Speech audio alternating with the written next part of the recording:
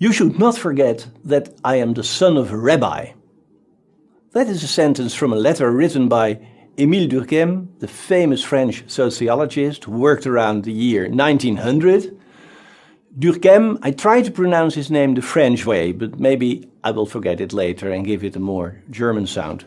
Durkheim was very interested in teaching, in the functions of education, not just for children or adults, but for society at large. Before his academic task was expanded with teaching sociology, Durkheim was a professor of education, and his interest in didactic questions may have something to do with his father and a few other ancestors, many of whom were rabbis too. The small sentence about his father may also help us understand why Durkheim had this lifelong fascination with religion, culminating in his final book that was entirely dedicated to the sociology of religious life. Yes, he was the son of a rabbi, the spiritual leader of a religious minority group in a small village in northeastern France, and this, among other things, must have stimulated his sociological interest in group formation, in group identity, the moral consciousness of a collectivity. It certainly triggered his lifelong interest in group cohesion, and it also made him aware of anti-Semitism. Of course, Émile Durkheim is important for the sociological theories that he offered us, but we should not forget his role in institutionalizing sociology. Before he was born, in 1858, sociology was practiced outside of the university by amateurs and aristocrats, revolutionaries and engineers, but it was not yet an academic discipline. After his death in 1917, sociology became an academic discipline that students everywhere in the Western world could choose to study, starting with an introductory course and ending, of course, with the graduation ceremony. Now, Durkheim belongs to a generation of thinkers who brought sociology into the university, who transformed it into an academic endeavor.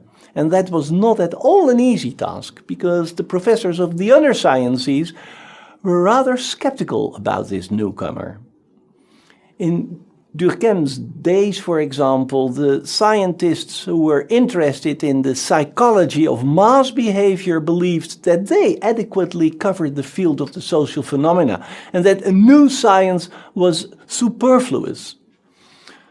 Durkheim didn't agree at all. He saw it as his task to show that sociology has a field all of its own. Durkheim, for example, was interested in the phenomenon of suicide, and one of the reasons was that he believed that suicide figures make clear why we need sociology to understand the problems of modern society.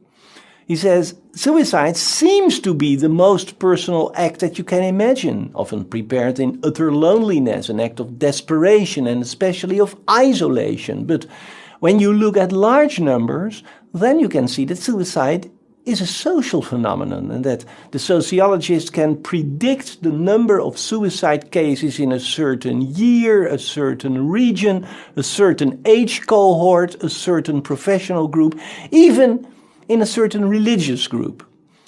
So, in choosing his topics, Durkheim never lost sight of his intention to show the value and the relevance of sociology as a new science that can help us to understand and to solve social problems that are typical of modernity. And when I present Durkheim here, I will look at his work from the vantage point of this self-imposed task to fight for the introduction of sociology as one of the university disciplines, a new science with its own brand of theories and methodologies, and therefore also a science with its own faculty members and its own professors and teachers, its own handbooks, its own journals. And let us not forget that he was very successful in this regard.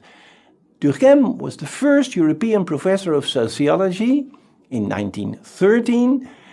He created the first sociological journal, L'Année sociologique, in 1898. He wrote a kind of sociological handbook, the Rules of Sociological Method, 1895. In short, he was very, very instrumental in the process of institutionalizing and professionalizing sociology. But in order to achieve that goal, one must present a sound theoretical argument to show that people in modern Western societies really need such a new science. Durkheim developed the arguments that we still today use when we speak about the science of sociology.